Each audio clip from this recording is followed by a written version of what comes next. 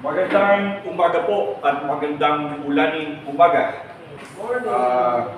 Pagdating ng ikawalo ng umaga, tayo po ay katulad ng dati ay mag-uumpisa at magpapatuloy sa ating aralin, sa ating discipleship, kung paano tayo magiging disciple. At bukod dito ay ipagpapatuloy ko yung klase ko tungkol doon sa sola fide o faith alone. Supposed to be bago na yung klase ko ngayon, dapat ay sola gratia na, no? By grace.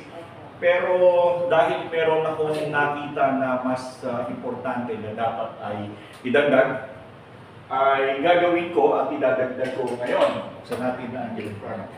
Isang bagay lamang ang talagang hindi ko maintindihan. Kasi ako po hindi masyadong papaniwalain.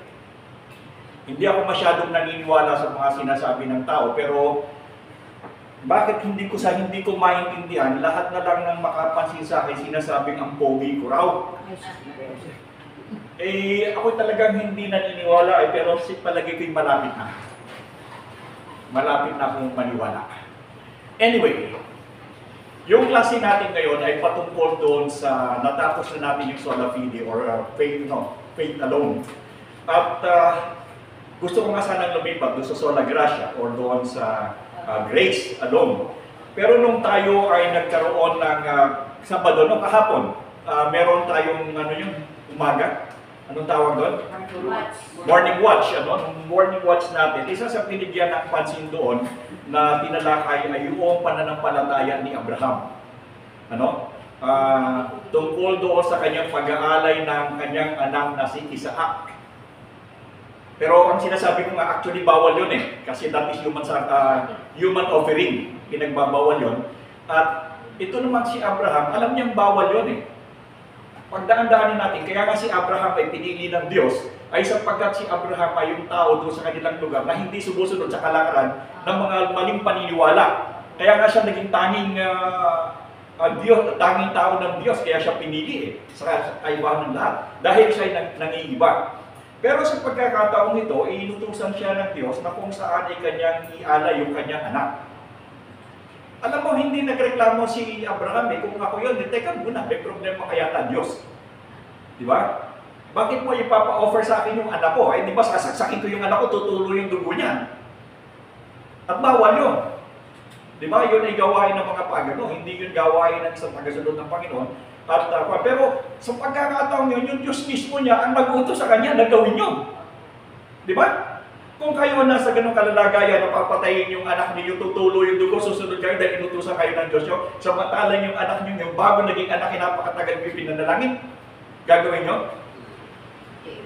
Alam mo sasabihin mo doon? God must be crazy. Di ba? God must be crazy. Why will you ask yung tao mo na patayin yung sariling anak mo just to prove yung gano'n mo ko kamahal?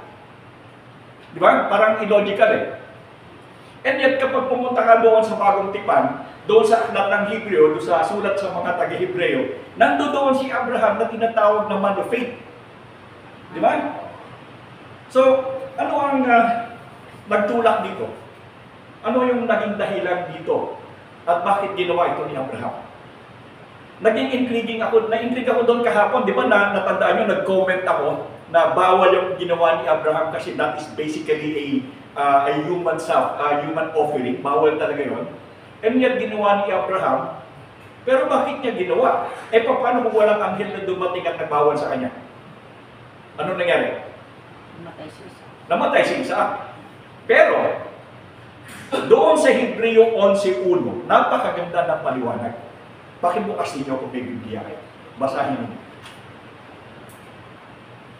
Hebreo 11:1. Tingnan natin at hihibayin natin yan para makita natin kung bakit ginawa ni Abraham yung ginawa niya. At total, nandoon naman tayo sa Lumang Tipan, pero isinama ito sa Bagong Tipan. Di ba marami tayong Bible? Yun na lang gamitin natin para iisa. Yun na lang yung Bible na yung marami niya. Para isa lang yung ginagamit natin dito. Dahil yung isang Bible na lang ang gamitin natin, yung madami. Para isang version lang ang ginagamit natin. Para hindi iba-iba yung sagot. Okay. Para pare-pareho tayo. Hebreo 11:1. Maganda to napansin ko ito actually, Hanggang kaninang umaga, iniisip ko talaga kung anong implikasyon dito. One lang po, Okay. sabi po dito, ang pananampalataya sa Diyos, verse 1. Ang pananampalataya ay katiyakan na mangyayari ang ating mga inaasahan at Pastor Terence. panindigan tungkol sa mga bagay na hindi nakikita.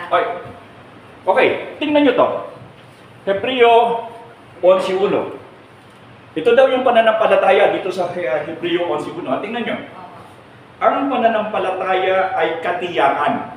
Kaya, ang pananampalataya ay katiyakan na mangyayari ang ating inaasahan. Okay? At paninindigan tungkol sa mga bagay na hindi nakikita. Dalawang elemento. Ano yung dalawang elemento papapasin nyo rito? Inaasahan. Inaasahan Inaasahan at hindi nakikita. at hindi nakikita. Okay. Doon sa insidente ni Abraham, ano ang pwede niyong ilapat doon sa inaasahan at di nakikita? Ano? Yung kanyang tinawag siya para ihandog yung kanyang anak. Ano yung inaasahan ni Abraham at ano yung bagay na hindi nakikita para mabuo yung elemento ng pananampalataya. Di ba si Abraham ay kung bakit pinili ng Diyos dahilan si Abraham ay nananampalataya doon sa mga bagay na hindi nakikita, bagamat yung kanya nasa paligid ay sumasamba sa mga Diyos-Diyosan.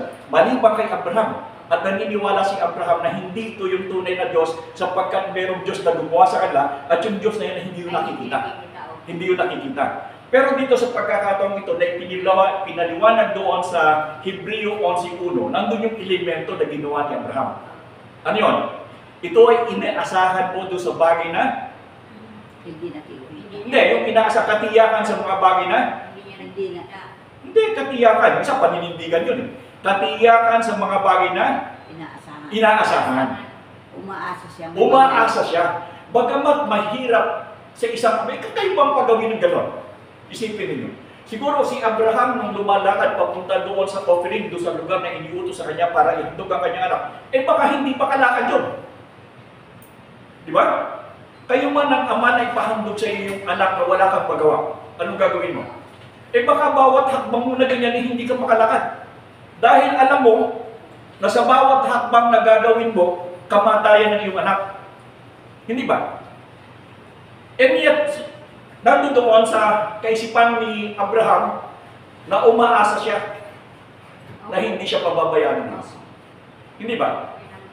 Kung siya'y pinili ng Diyos mula doon sa karamihan dahil sa kanyang pananampalataya, nagpapatuloy na pag-asa si Abraham na kung saan ay aasa siya na yung iniutos sa kanya na kamatayan ng kanyang anak ay hindi mangyayari sapagkat ang kanyang Diyos ay magbibigay ng provision. Bagamat ganon ang kanyang kaisipan, maniwala kayo sa akin kung ikaw ang ama, baka hindi mo ba iakbang ang iyong pa. And yet, Abraham did it. Di ba? Ginawa ito ni Abraham dahil mataas ang kanyang pananampalataya. Mataas ang kanyang pananampalataya, bagamat mahirap, hindi niya alam kung ano ang darating. Pero alam niya at meron siyang inaasahan na ang Diyos ay magbibigay ng provision na kung saan ay hindi matutuloy ang pagkapatay sa kanyang anak o offering sa kanyang anak. Umaasa siya na ang Diyos ay magbibigay ng kapalit. Ito ang kanyang inaasahan. Dahil kung walang kapalit ito, definitely mamamatay yung anak niya. Hindi ba? Kung kaya't nakita natin, nung isasaksak na ni Abraham ang punyal doon sa kanyang anak, ano lumabas? Anghel ng Panginoon. At pinigil si Abraham. At nakita ng Diyos kung gano'n ang katapatan ni Abraham. At pagkatapos, ano ang kanilang nakita? Kambing. Ano nakita? Tupad? Ram. Ano? Kasi ram yung ihagtog eh. Na kung saan ito ay naipit ng mga siit siguro, no? At doon nakita at doon inialay. Kung hindi sumunod si Abraham sa utos ng Panginoon, nakita ba ang kanyang pananampalataya? Hindi. Alam niyo itong pananampalataya. Weird ito eh. Weirdo yan sa totoo lang. Di ba? Alam niyo ba na yung pananampalataya? Ako kahit saan ko daanin, weirdo yan. Alam niyo kung bakit weirdo? Biro mo, tiyak na tiyak ka na inaasahan mo na talagang meron. Hindi lang tiyak ka, tiyak na tiyak na tiyak na tiyak na ito'y meron. Bakit? Kasi ito'y pananampalataya. So by definition, ang pananampalataya, wala kang bahid na pag-aalangan na ito ay iaasahan mong darating. Tayo, anong inaasahan natin darating sa pamamagitan ng pananampalataya? Ano? Subukan nga natin. Ganito lang ang Bible ako, mga idol. Isa lang Bible natin. Pare-pareho lang tayo. Ano ang inaasahan natin na tiyak tayo katulad ni Abraham? Ano? Sige nga. Hindi pa ito nangyayari, pero tiyak tayo dahil yun ang sinabi ng Diyos. Ano yun? Ano yun? Tiyak tayo dahil yun ay sinabi ng Diyos at ating pinaniwalaan, ating sinampalatayanan at ito'y mangyayari. Ano yun? Kaligtasan. Kaligtasan. Bakit? Ligtas na ba kayo ngayon? Yes. Yes, by what? Faith. By principle. Hindi ba? Tayo ay ligtas ngayon by principle kasi hindi pa naman tayo patay eh. Di ba? Kung patay na tayo at nandun na tayo, sabihin natin, oh, talagang ligtas na ako, sure na ako. Eh, buhay ka pa eh. And yet you believe, and this is what you are expecting, katulad ni Abraham. Why? Because God said so. Sinabi ng Diyos eh. Katulad kay Abraham, sinabi ng Diyos kay Abraham, i-offer mo yung anak mo. Eh si Abraham, no? Buti hindi siya nagduda. Buti hindi siya nagduda. The same manner, like us, nandito tayo ngayon, sinabi ng Diyos dahil sa ating pananampalataya doon sa ginawa ng kanyang bugtong na anak, na pagkabayubay doon sa krus para tayo ay ligtas, tubusin sa kasalanan, magkakaroon tayo ng kaligtasan. Tama mali? Tama mali? Sino may kaligtasan? Oh, tingnan nyo. Walang baka... Sino may kaligtasan? Sa inyo? Lahat tayo. Bakit? Dahilan sa sinasampalatayanan natin na ito ang sinabi ng Diyos at katulad ni Abraham, ito'y darating. Darating ito dahil sinabi ng Diyos eh. Weirdo, di ba? Naniniwala tayo doon sa bagay na inaasahan natin. Pero, yan yung definition ng pananampalataya. Wala kayong magagawa. By definition yan yun eh. Eh ako, kung minsan talagang alam nyo, yung tako talagang kung minsan nag-aanggulo yan eh. Always finding reasons. Eh pagdating sa pananampalataya, walang reason yan eh. May reason ba ang pananampalataya? Isipin nyo, sigurado kayo doon sa bagay na inaasahan na hindi pa darating. Wala pa. Pero sigurado na kayo. Katulad ng kaligtasan. Scientifically, may reason ba yan? Wala. And that is the difference between science and religion. Nakita nyo? Sa science, you have to prove it. Eh sa religion, you do not need to prove it kasi nga religion. Different aspect, different scheme, different dimension. Nakita ko ito kahapon eh. Nag-alburuto yung utak ko. Iniisip ko, katulad ni Abraham, di ba descendant tayo pagdating sa kaligtasan? Buhay pa tayo ngayon, and kung minsan, iniisip mo, o yung isang tao, mamamatay na, mananampalataya, alam mo meron siyang kaligtasan. Pero nakakatuwa yung mga taong ganun kasi namamatay sila ng payapa. Di ba? Napakarami akong nakitang tao na mananampalataya na nagdusa sa sakit. Pero nandun yung kanilang pag-asa, hindi sila nahihirapan na namamatay na tahimik. Bakit? Dahil lang sa sila'y nananampalataya na sila ay merong inaasahan mula sa pangako ng Diyos. Sinungaling man Diyos? Hindi, di totoo yung kanyang sinasabi. So there is no reason even from living or dying. The same yan. Di ba? Pareho yan. Mabuhay ka man o mamatay ka man, sa pamamagitan ng pananampalataya, pareho yan na ang biyaya ng Diyos nasa sayo, na ang Diyos ay nangako sa iyo na dito ka pupunta pag ikay nawala. So saan libutang ito? Masama ba yun? Sinong ayaw sa ganun? Sobrang naman tanong niya, negating. Lahat tayo ay ganun. Ngayon, sa totoo lang, alam niyo ba na sa buong mundo, o dito sa Pilipinas, ilang ang Christian, ilang ang Roman Catholic dito sa Pilipinas? 86 million ang Catholic dito. Tingnan nga ninyo, i-google nyo nga kung ilan ang total population ng Kristiyano sa Pilipinas. Total population, Christian. When you say Christian, halo-halo niya. Iglesia ni Cristo, Christian na. Ilan ang total population sa Pilipinas? Ilang percent? Ilan yan? 80, ilan ang total population? Catholic lang. Ano ng Christian? Kabuuan. Kasi ang Roman Catholic is 86.2. 88.6 million. Percent lang. Percent. 88.6% ng tao sa Pilipinas o Pilipino sa Pilipinas ay Kristiyano. Yes po. Okay? Pero yan, Kristiyanong yan, halo-halo na yan. 79 ang kapal. 79 ang Catholic. 79% ang Catholic and all the rest will be halo-halo na yan. Whether that is Baptist, Protestant, Seventh-day Adventist. Now, tingnan niyo. Sa dami-dami ng mga yan, tingnan natin kung ano ang sinasabi ng Panginoon tungkol sa pananampalataya. Nakakasiguro tayo na meron tayong kaligtasan dahil sa sinabi ng Diyos sa pananampalataya. Pero meron akong isang nakita dito na mas importante sa lahat. Yung kahuli-hulian, yung ikalawang segment. Kasi di ba, ito'y katiyakan. Tapos yung isa sinabi, paninindigan. Now, tingnan natin yung sa salitang paninindigan. Tingnan nyo nga kung ano sabi niya. Manghuhuli tayo ngayon dito. The same Bible, isa lang ang gagamitin natin. Anong sabi doon? 11:1.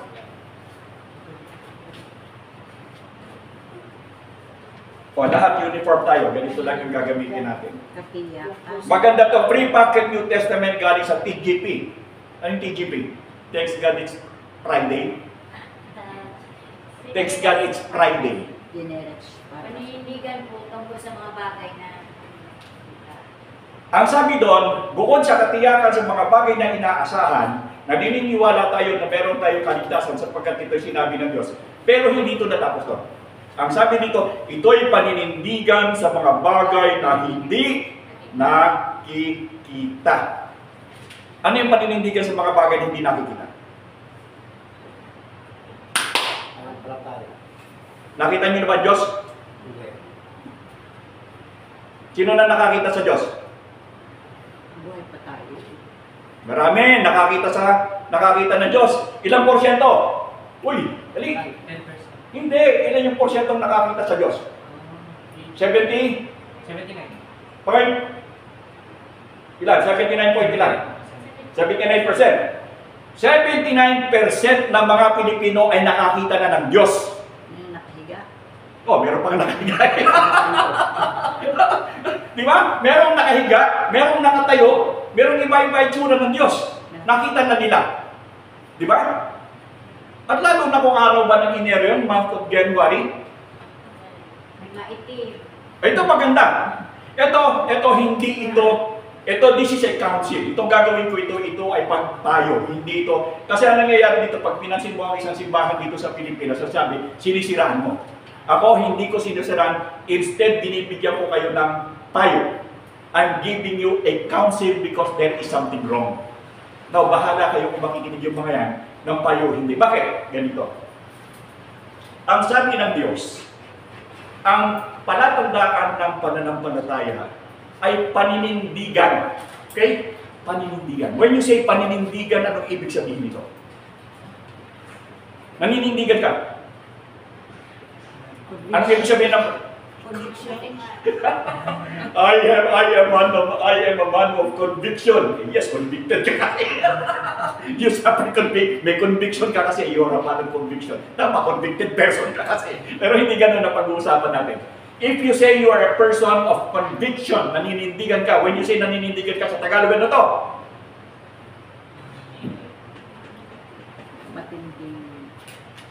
Tumatayo ka ng matibay, matinag, hindi ka pwedeng gibain kasi ikaw ay naninindigan, hindi ba?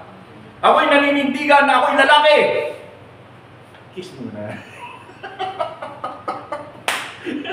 Di ba? Pag sinabi niya kayo naninindigan, parang yun ay katulad ng puno na itinanim mo sa tabi ng dagat ng ilog. Di ba? Sa saan mo? Na habang inuuga ito, lalong lumalalim yung ugat at lalong tumitibay. Bakit may paninindigan? Ganun ang paninindigan. At ang sabi sa banal na kasulatan, ang palatandaan ng pananampalataya ay merong paninindigan saan? Sa mga bagay na hindi nakikita. Okay. Ang Roman Catholic, payo lang ito, hindi ito paninira, ito'y payo. At makapaglilinaw na rin. Ang sabi ng kasulatan ay ang tunay na pananampalataya ay paninindigan sa mga bagay na hindi nakikita. Kapag ang pananampalataya mo ay naninindigan sa nakikita, ito ba'y umaayon doon sa panuntunan ng pananampalataya ng Diyos? Kung ipaninindigan mo ay sa nakikita? Hindi. Kasi ang tunay na pananampalataya, ito, tunay na pananampalataya na sinasabi, ay naninindigan sa mga bagay na hindi nakikita. Ang Diyos ay hindi nakikita sapagkat Siya ay Diyos. Kapag ang Diyos ay nakikita mo, hindi niya Diyos. Kasi diwata. Hindi niya Diyos. Di ba? Nakikita mo na eh. Okay, ganito. Ito'y hindi kasalanan ng mga Roman Catholic. Hindi nila ito kasalanan, yung mga miyembro. Bakit? Sila ay nananampalataya. Tama ang intensyon. At saka honest to goodness, talagang nananampalataya yung mga yan. Ate ko talagang nananampalataya. There is no question about it. Kasi ate ko nagturo sa akin ng katikisim, mamaliit ako eh. Hello ate. Ate ko, love you, mahal yung ate ko yan. Anyway, simula sa pagkabata, ang ate ko nagtuturo ng katikisim. Diba? Pero, kasalanan ba niya na siya ay manampalataya doon sa Diyos na nakikita? Hindi. Bakit? Sino may kasalanan? Sino may kasalanan? Maninuno. Sino may kasalanan? Yung kanilang pare, yung kanilang obispo, yung kanilang kardinal, yung kanilang papa. Bakit? Sapagkat yung kanilang batayan ng pananampalataya ay Biblia rin, hindi ba? Pareho lang ng protestante yan. Ang pagkakaiba lamang ng Biblia ng mga Katoliko ay merong dagdag sa lumang tipan. Pero ang bagong tipan nila ay pareho din natin. Ang kaibahan lang labay tatak ng nihil obstat imprimatur. Yung kanilang Biblia meron. Atin wala. Pero kung ano ang nilalaman ng bagong tipan nila at bagong tipan ng protestante at ng Katoliko, pareho yan. Walang pagkakaiba. Kung kaya't ang nakasulat doon sa New Testament ng mga Katoliko na Hebrews 11.1 at Hebrews 11.1 ng protestante, pareho. Pero, bakit ang approach nila pagdating sa pananampalataya 11.1 ay hindi pareho? Bakit hindi pareho? Bakit ang mga protestante ay naniniwala na ang pananampalataya ay paninindigan sa hindi nakikita? Bakit sila naninindigan sa nakikita? Nasaan ang mali? Di ba? May problema eh. Nakita nyo? Maliwanag pa sa sinag ng araw na hindi sila pareho. Bakit? Pagdating ng Inyero, doon sa Quiapo, magkagulo talagang tao. Ako, nasa reserve force ako, trabaho namin sa reserve force, bantayan yung mga yan para hindi magkagulo. Maniwala kayo sa amin, talagang hirap na hirap kami dyan. Bakit? Iniiwasan pa namin yung partidong nag-aaway, nagbabarit, nagsusuntukan, nag-aaway, kasi grupo-grupo eh. Sa oras ng kanilang pangingilin sa kanilang Panginoon, sila mismo ay hindi namin mapigilan na mag-away. Bukod doon, makikita mo yung iba'y lasing, yung iba'y nakadroga. Totoo yan, kasi akong pinuno eh. Isa ako sa mga pinuno na nagbabantay kasi ako ang sergeant major ng brigade namin. So hawak ko yan. Eh makita mo sa harapan mo kasi naghaharapan kami ganyan, amoy mo yung alak. Amoy mo kitsura ng droga kasi alam namin yan. And yet ito yung tinutukoy na nilang pananampalataya, pero ang sinasampalatayanan nila ay yung kalaki natin na nakikita. Itong problema ba? Hindi ko maintindihan. Bakit ang mga Pilipino, mga doktor, engineer matatalino, IT expert, and yet hindi nila ito makita? Ewan ko, siguro kayo maintindihan nyo. Anong lahi ang Hebreo? Anong lahi? Pag-check. Baka sabihin nyo nagbubulaan ako. Anong lahi yan? Jewish. Hebrew. Tingnan nyo sa Google. Anong lahi yan? Meron naman tayong pwedeng pagsumbungan ngayon. Di katulad ng araw na maghuhula-hula. Mali na sinasabi ng tagapagturo, bilib na bilib ba kayo? Ngayon, you can see it for yourself. Anong lahi yan ngayon? What race is Hebrew? Nalagay nyo dyan.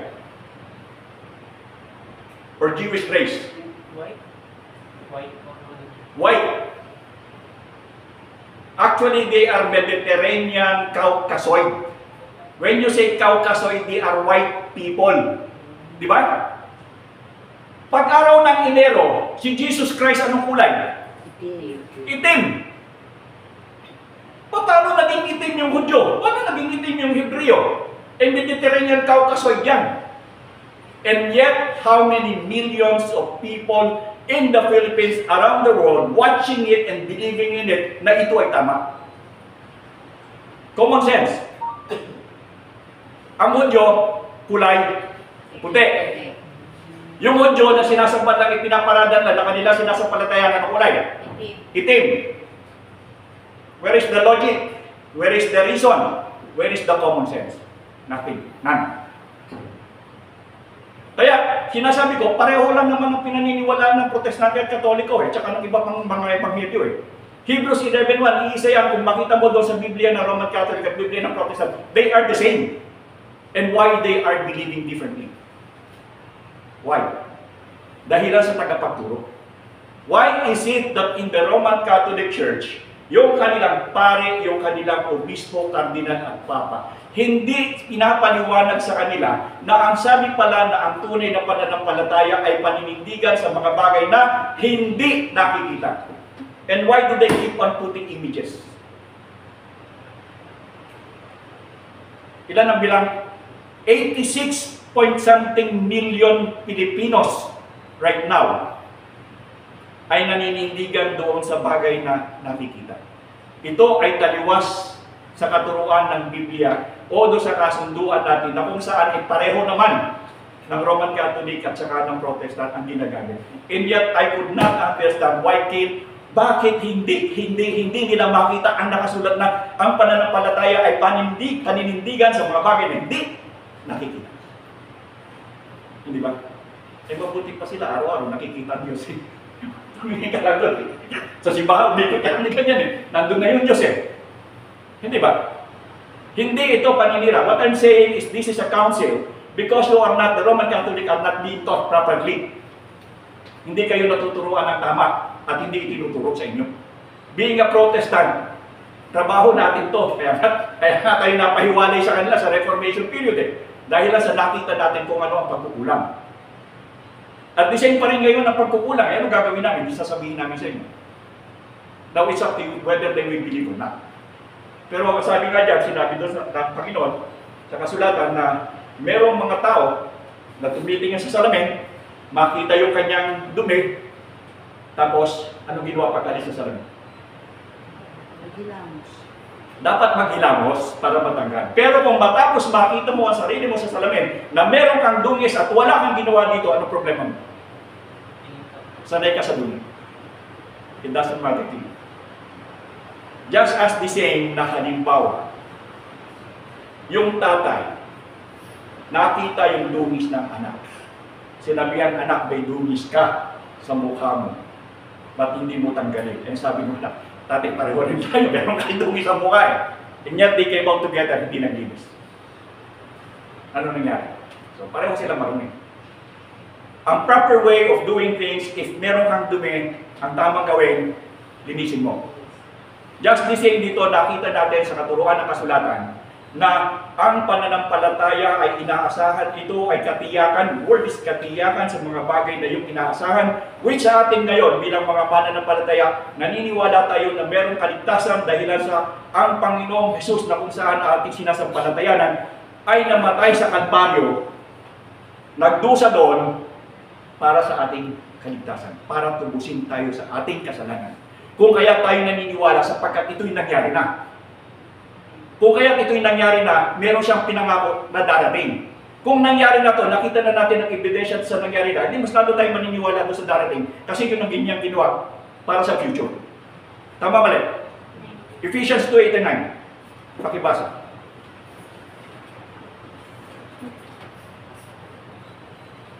Gigigil ako, no? Nakakagigil naman talaga Isipin mo, ang liwanag tapos hindi na pinapaliwanag doon sa mga miyembro nila. Kakahiya naman yun. Pakibasa, Ephesians 2:8-9. Ephesians 2:8-9. Sapagkat dahil sa kagandahang loob ng Diyos, kayo ay naligtas sa pamamagitan ng pananampalataya. At ito ay kaloob ng Diyos at hindi mula sa inyong sarili. Hindi ito bunga ng inyong mga gawa, kahit wala kayong may pagmamalaki ang sin.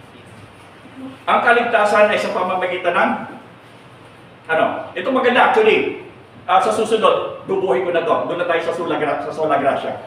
Ang sabi ng kasulatan, ang elemento daw, di ba nakuha natin yung elemento ng pananampalataya, ito ay katiyakan sa mga bagay na inaasahan, paninindigan sa mga bagay na hindi nakikita. Pero pagdating sa sola gracia, doon sa biyaya ng Diyos, alam niyo ba na sa kaligtasan, ha? Ito ang role ng kaligtasan. Pagdating sa kaligtasan, merong dalawang elemento yan. Yung biyaya ng Diyos at pananampalataya. Kinakailangan magkasama yung pananampalataya at saka yung grace o yung kaloob ng Diyos. Hindi mo pwede paghiwalayin niya. So, ang sabi ng banal na kasulatan sa Ephesians 5, tama ba? Ephesians 2, 8 and 9, ang kaligtasan daw ay kaloob ng Diyos sa pamamagitan ng pananampalataya. So, magkasama. When you say kaloob ng Diyos, ito, dalawang klase ang kaloob eh. Okay? Dalawang klase ang kaloob. Kaloob ng tao at saka kaloob ng Diyos. Di ba? Kapag ang tao nagkaloob sa kapwa-tao niya, ano yun? Pwede ba siyang magbalik ng kaloob din? Favor to favor, pwede ba? Yung tao nagbigay ng kaloob sa kapwa-tao, yung pang tao pwedeng magkaloob pabalik sa kanya? Pwede. Kasi tao yon. Pero kung ang Diyos ay nagbigay ng kaloob sa iyo, kaya mo bang palitan ng kaloob yon? Hindi. Bakit? Ano ang kaloob na ibinigay ng Diyos sa tao? Ano ang kaloob? Ano ang kaloob na ibinigay ng Diyos sa atin? Si Jesus. Si Jesus ang ibinigay ng Diyos na kaloob sa atin sapagkat tayo makasalanan at dahil sa ating kasalanan tayo parurusahan, ipinadala niya yung kanyang kaloob na anak upang tubusin tayo doon sa ating mga kasalanan at magkaroon tayo ng kaligtasan. Kaya niyo bang bayaran yan? Ano sabi diyan? Ito ay gawa ng Diyos, ito ay hindi sa pamamagitan ng inyong magawa, kaya ang sinuman ay dapat magmapuri. Di ba? Because you cannot repay. Di ba? Yung kaloob o yung biyaya ng Diyos sa inyo. You cannot do that. Walang kapalit, walang pwedeng ibigay kung ang Diyos ang magkaloob sa iyo. Kung ang tao pwede mong palitan, pero ang ibinigay na kaloob ng Diyos sa atin, hindi mo yan pwedeng palitan. At ang sabi ng Diyos, ang ibinigay niya sa atin, ay yung kaligtasan sa pamamagitan ng kanyang anak, pero pwede mo lang yan makuha sa pamamagitan ng pananampalataya. Hindi mo yan pwedeng makuha sa pamamagitan ng paggawa ng mabuti. Hindi. Ito yung ipinanggigigil ng iba ng pananampalataya at gawa daw. Pwede mo bang bayaran ng gawa yung kaligtasan na ibinibigay ng Diyos? Wala. Kaya mo ba yung dagdagan o bayaran yung kanyang pagkakabayubay sa krus ng mga gawa mo? Titus 3:5, Tito 3:5. Tignan nyo. Bumabalik na naman. 38 years ako hindi nagturo. Nare-remember ko na naman. Titus 3:5, pakibasa. Tingnan nyo. Dahil iniligtas niya tayo, hindi dahil sa ating mabubuting gawa, kundi dahil sa kanyang habag sa atin. Tayo iniligtas niya sa pamamagitan ng Espiritu Santo na nagpuga sa atin upang tayo ipanganak ng muli at magkaroon ng bagong buhay. Anong terminology na ginamit dyan sa kaligtasan? Kanyang habag. Anong terminology? Anong tense? Iniligtas. Iniligtas. Pag sinabing iniligtas, hinaharap ba yan? Pag hinaharap? Past tense yan eh. Ibig sabihin, kinakausap ni Apostol Pablo, ni Apostol Pablo si Tito na kanyang namamahala doon sa simbahan. Ang sabi niya, Tito, ang mga tao o mga nanampalataya ng Panginoon, ng Mesiyas, ay iniligtas. Hindi ililigtas, hindi naliligtas, hindi ililigtas. Ang sabi dito ay iniligtas. Ito, magti-twist-twist na naman. Huwag nang mag-twist-twist yung mga faith plus word dyan sapagkat pag binasa mo ang kasulatan, past tense ang ginagamit dyan. Ibig sabihin, buhay ka pa, nararanasan mo na ang kaligtasan. Pagamat hindi mo ito nakikita dahil ang sabi ang pananampalataya ay, katiyakan sa mga bagay na inaasahan. Balik na naman tayo doon. So, ang sinasabi ni Apostol Pablo, iniligtas ka. Sila ba, alam na nila ng may kaligtasan? Oo, pero buhay pa. Di ba? Buhay pa yung mga yon. Hindi pa patay yun eh. Buhay pa. Pero, meron na silang katiyakan sapagkat yun ang sinabi ng Diyos. Kung gusto mo pa sinulangalinan, hindi problema mo yun. Hindi ko problema yung problema mo yun. Hindi ba? Pero naniniwala ako na kapag sinabi ng Diyos, period, tapos yun. Magdagdag ka, iyon na yan. Hindi kami kasali dyan.